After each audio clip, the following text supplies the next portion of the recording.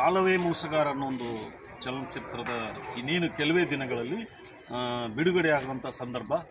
ಆ ಒಂದು ಟ್ರೈಲರು ಗದಗಲ್ಲಿ ಬಂದಿದೆ. ಆ ಗದಗಿನ ಪರಿಸರವನ್ನು ಮತ್ತು ಅವರು ಕಾಲವೇ ಮೋಸಗಾರ ಅನ್ನೋ ಹೀರೋ ನಮ್ಮ ಜೊತೆ ಇದ್ದಾರೆ.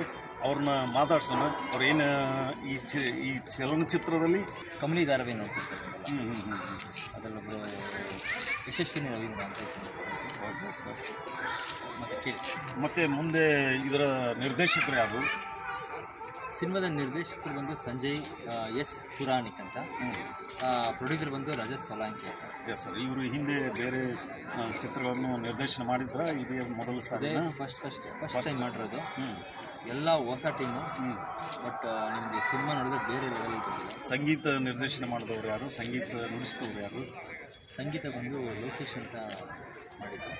ಅದಾದ ನಂತರ ಸಂಜೀವ್ ಥಾಮಸ್ ಅಂತ full BGM background score cinema full musical ಅವರೇ ಕೊಟ್ಟಿದ್ದು. ಮತ್ತು ಇದನ್ನು ಕತೆ ಯಾವ ರೀತಿ ಇದೆ ಅಂತ ಅಂದರೆ ಸ್ವಲ್ಪ ಶಾರ್ಟ್ ಆಗಿ ನಮ್ಮ ವೀಕ್ಷಕರು ಕತೆ ಯಾವ ರೀತಿ ಅಂತ ಹೇಳೋಕ್ಕಿಂತ ಒಂದು ಕಥೆನ ಯಾವ ಥರ ಡಿಫ್ರೆಂಟಾಗಿ ತೋರಿಸ್ಬೋದು ಅಂತ ಈ ಸಿನಿಮಾದಲ್ಲಿ ನೋಡ್ಬೋದು. ಡಿಫ್ರೆಂಟಾಗಿ ಮಾಡಿದ್ದಾರೆ. ಎಲ್ಲ ಕಥೆನೂ ಒಂದು ಹೇಳ್ದಂಗೆ ಹಿಂಗಿರುತ್ತೆ, ಕತೆ ಕೇಳೋಕ್ಕೆ ಚೆನ್ನಾಗಿರುತ್ತೆ. ಈ ಕಥೆನ ಡಿಫ್ರೆಂಟಾಗಿ ಸ್ಕ್ರೀನ್ ಪ್ಲೇ ಮಾಡಿದ್ದಾರೆ. ಇದು ನೋಡಿದ್ರೆ ಇದಾದ್ಮೇಲೆ ನೆಕ್ಸ್ಟ್ ಏನು ಅನ್ನೋ ಕಾತುರ ಹೊಡ್ತಿದ್ದಾರೆ. ತುಂಬ ಅದ್ಭುತವಾಗಿ ಬಂದಿದೆ.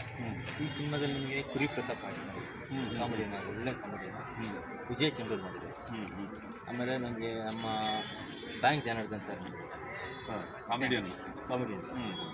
ಅದು ಬಿಟ್ಟು ನಿಮಗೆ ನಮ್ಮ ಕಿರಿಕ್ ಪಾಟಿ ಸಿನಿಮಾ ಬಂದ್ಬಿಟ್ಟ ಪೋಷಕ ಪಾತ್ರಗಳನ್ನು ಕಿರಿಕ್ ಅದೇ ಇದೆಲ್ಲ ಹೇಳಿದ್ದೆ ನನಗೆ. ಪೋಷಕ ಪಾತ್ರ ಕಿರಿಕ್ ಪಾಟಿಯಲ್ಲಿ ಒಬ್ಬರು ಶಂಕರ್ ಅಂತ ಒಬ್ಬರು ಮಾಡಿದ್ರು. ಅವ್ರ ಕಾಂಬಿನೇಷನ್ ಆಗಿ ಫುಲ್ ಸಿನಿಮಾ ತುಂಬ ಖುಷಿ ಆಯ್ತು ಇವತ್ತು ಗದಗ ಬಂದ್ಬಿಟ್ಟು.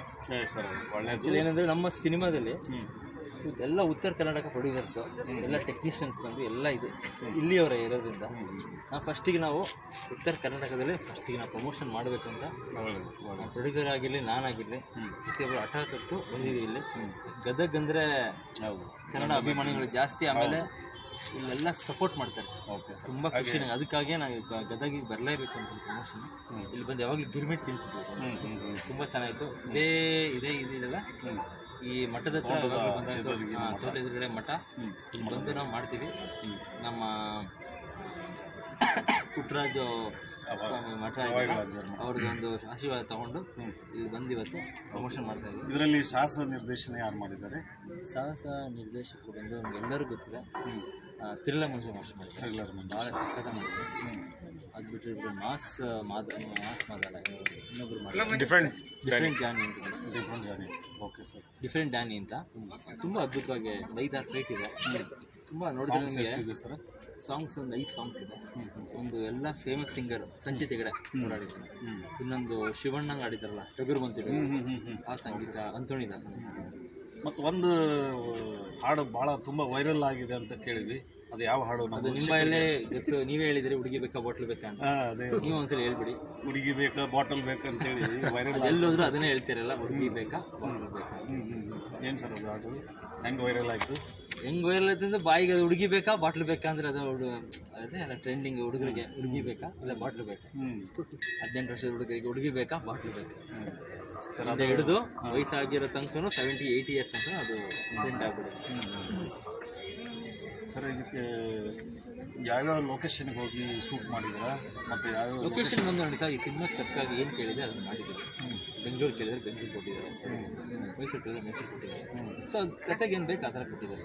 ಈ ಫಾರಿನ್ ಕೇಳಿದ್ರೆ ಫಾರಿನ್ ಕೊಟ್ಟಿದ್ದೀವಿ. ಸೊ ಅದಕ್ಕೇನು ಬೇಕು ಅದು ಕೊಡ್ತೀವಿ. ಸರ್ ಈ ಕತೆಗೆ ಎಷ್ಟು ಬಂಡವಾಳ ಹೂಡಿ ಕಥೆನ ರೆಡಿ ಮಾಡಿದ್ದಾರೆ? ಆಗಿದೆ ಸರ್, ಒಂದು 2.5 ಕೊಟ್ಟಿದ್ದಾರೆ. ಎಲ್ಲ ಹೊಸ ಕಲಾವಿದರು ಅಥವಾ ಹಳೆ ಕಲಾವಿದರು ಹೊಸ ಕಲಾವಿದರು ಎಲ್ಲ ಮಾಡಿದ್ದಾರೆ. ಎಲ್ಲರೂ ಮಾಡಿದ್ದಾರೆ. ಮೇನ್ ಕ್ಯಾರೆಕ್ಟರ್ ತಂದೆ ಪೋಷಕ ಪಾತ್ರ ಯಾರು ನಿರ್ವಹಣೆ ಮಾಡಿದ್ದಾರೆ? ತಂದೆ ಅದು ಒಂದು ಸ್ಪೆಷಲ್ ಕ್ಯಾರೆಕ್ಟರ್ ಅದು ಆ್ಯಕ್ಚುಲಿ. ಹೊಸ ಅದು ತುಂಬ ಈ ಸೀರಿಯಲ್ಲೆಲ್ಲ ಆ್ಯಕ್ಟ್ ಮಾಡಿದ್ದಾರೆ, ಅವರು ಮಾಡಿದ್ದಾರೆ. ಅಂದರೆ ಇದು ಸೀನ್ ಅಂದರೆ ಬಡತನ ಮತ್ತು ಸಿರಿತನ ಮೇಲೆ ಹೋಗುತ್ತೋ ಅಥವಾ ಯಾವ ರೀತಿ? ಖಂಡಿತ ಮಿಡ್ಲ್ ಕ್ಲಾಸ್. ಒಂದು ಮಿಡ್ಲ್ ಬಡತನ ಸಿರಿತನ ಏನೋ ಬಡತನ ಮಿಡ್ಲ್ ಕ್ಲಾಸ್ ಎಲ್ಲರೂ ನೋಡ್ಬೋದು.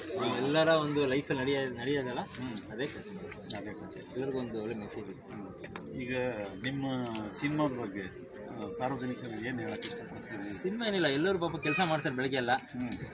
ಅವ್ರಿಗೆ ರಿಫ್ರೆಶ್ಮೆಂಟ್ ಬೇಕು ಅಂದಾಗ ಈ ಥರ ಸಿನಿಮಾ ಬಂದಾಗ ರಿಫ್ರೆಶ್ ಆಗುತ್ತೆ ಬರೋಕ್ಕೆ. ಸೊ ಈ ಸಿನಿಮಾ ನೋಡಿದಾಗ ಅವ್ರಿಗೊಂದು ಒಳ್ಳೆ ಖುಷಿ ಆಗುತ್ತೆ. ಒಳ್ಳೆ ಸಾಂಗ್, ಮ್ಯೂಸಿಕಲ್ಲಿ ಒಳ್ಳೆ ಮ್ಯೂಸಿಕ್ ಇದೆ, ಒಳ್ಳೆ ಫೈಟ್ ಇದೆ, ಒಳ್ಳೆ ಡ್ಯಾನ್ಸ್ ಇದೆ. ಖಂಡಿತ ನೋಡಿದ್ರೆ ನಾನು ಮರೆಯಲ್ಲ. ಏನು ಬೇಕು ಅದೆಲ್ಲ ಈ ಸಿನಿಮಾ ನನ್ನ ಸಿನಿಮಾ ನೋಡಿದ್ರೆ ನೀವು ಯಾರು ನಾನು ಮರೆಯಲ್ಲ. ಆ ಥರ ನೆನ್ಪಿಡೋ ಥರ ಒಂದು ಡೈರೆಕ್ಟ್ರು ಆ ಥರ ಡೈರೆಕ್ಷನ್ ಮಾಡಿದ್ದಾರೆ, ಸಂಜಯ್ ಎಸ್ ಪೌರಾಣಿಕ. ಅದೇ ಥರ ನಮ್ಮ ಪ್ರೊಡ್ಯೂಸರ್ ಕೂಡ ಏನು ಬೇಕು ಪ್ರತಿಯೊಂದು ಸಾಥ್ ಕೊಟ್ಟಿದ್ದಾರೆ. ಪಟೇಲರಿಗೆ ನಿಮ್ಮ ಚಲನಚಿತ್ರ ಕಾಲವೇ ಮೋಸಗಾರ ಅನ್ನೋ ಚಲನಚಿತ್ರ ಯಶಸ್ವಿಯಾಗಲಿ, ಸಾವಿರಾರು ದಿನಗಳು ಓಡಲಿ, 100 ದಿನಗಳು ಬೇಡ, ಸಾವಿರಾರು ದಿನಗಳು ಓಡಲಿ ಅಂತ ನಮ್ಮ ಆಸೆ. ಉತ್ತರ ಕರ್ನಾಟಕದ ಜನ ಭಾಳ ಕನ್ನಡ ಜೊತೆಗೆ ಪುನೀತ್ ಅವರು ಇದಕ್ಕೆ ವಿಶ್ ಮಾಡಿದ್ದಾರೆ. ಅವರು ಆಶೀರ್ವಾದ ಆಗಿರುತ್ತೆ. ಇಲ್ಲ ಈ ಟೀಮಲ್ಲಿರೋ ಎಲ್ಲ ನಮ್ಮ ಫಿಲಮ್ ಇಂಡಸ್ಟ್ರಿಲಿರೋ ಎಲ್ಲ ಒಂದು ನಟರಿಂದನೂ ಒಂದು ಆಶೀರ್ವಾದ ಆಗುತ್ತೆ. ನಮ್ಮ ಸಿನಿಮಾಕ್ಕೆ ಸತೀಶ್ ಸರ್ ಅಂತ ಬಂದಿರೋಬ್ರು, ಅವರು ಒಂದು 7-8 ಸಿನಿಮಾ ಪುನೀತ್ ಅವರಿಗೆ ಡಿಸ್ಟ್ರಿಬ್ಯೂಷನ್ ಮಾಡಿದ್ದಾರೆ. ಹುಡುಗರಾಗಿರಲಿ, ಅಭಿ ಆಗಿರಲಿ, ಸಾಕಷ್ಟು ವಂಶಿ ಆಗಿರಲಿ ಡಿಸ್ಟ್ರಿಬ್ಯೂಷನ್ ಮಾಡಿದ್ದಾರೆ. ನಮ್ಮ ಸಿನಿಮಾನು ಡಿಸ್ಟ್ರಿಬ್ಯೂಷನ್ ಮಾಡಬೇಕು ಅಂತ ಕೇಳ್ತಿದ್ದಾರೆ, ನಾನೇ ಮಾಡ್ತೀನಿ ಅಂತಾರೆ. ಫಸ್ಟ್ OTTಗೆ ಹೋಗ್ಬೇಕಲ್ವಾ, ಜನಗಳಿಗೆ ಒಂದು 29 ರೂಪಾಯಿಗೆ ಸಿನಿ ಬಜಾರ್ ಅನ್ನೋ ಒಂದು OTT ಚಾನಲ್ ಬರೀ 29 ರೂಪಾಯಿ. ಸಿಗರೇಟ್ ಹೊಡೆಯಕ್ಕೆ 20 ರೂಪಾಯಿ ಖರ್ಚು ಮಾಡ್ತಾರೆ, ಕಾಫಿ ಕುಡಿಯೋಕೆ 20 ರೂಪಾಯಿ ಖರ್ಚು ಮಾಡ್ತಾರೆ ವೀಕ್ಷಕರೇ. ಸೊ ಈ ಥರ ಒಂದು 29 ರೂಪಾಯಿಗೆ ಕೊಟ್ಟು OTT ನೋಡಿ ಖಂಡಿತ ಥಿಯೇಟ್ರಿಗೆ ಬರ್ತೀವಿ, ನೀವೆಲ್ಲ ಸಪೋರ್ಟ್ ಮಾಡಿ. Thank you so much. ವೀಕ್ಷಕರೇ, ಇದುವರೆಗೂ ಭರತ್ ಅವರ ಮಾತುಗಳನ್ನು ಕೇಳಿದ್ರಿ.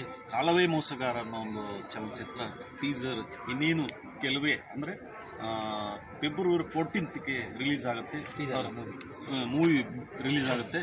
ಹಾಗಾಗಿ ತಾವೆಲ್ಲರೂ ಥಿಯೇಟ್ರಿಗೆ ಬಂದು ಈ ಚಲನಚಿತ್ರವನ್ನು ನೋಡಿ ಪ್ರೋತ್ಸಾಹಿಸಿ. ಇಂಥ ಕಲಾವಿದರಿಗೆ ನಾವು ಇನ್ನೂ ಹೆಚ್ಚು ಕನ್ನಡ ಚಲನಚಿತ್ರಗಳನ್ನು ಪ್ರೋತ್ಸಾಹಿಸುವುದರಿಂದ ಕನ್ನಡ ಮನಸ್ಸುಗಳನ್ನು ಒಗ್ಗೂಡಿಸ್ದಂಗೆ ಆಗುತ್ತೆ. ಹಾಗಾಗಿ ತಾವೆಲ್ಲರೂ ಈ ಚಲನಚಿತ್ರವನ್ನು ಟಾಗೀಸ್ಗೆ ಬಂದು ನೋಡಬೇಕು.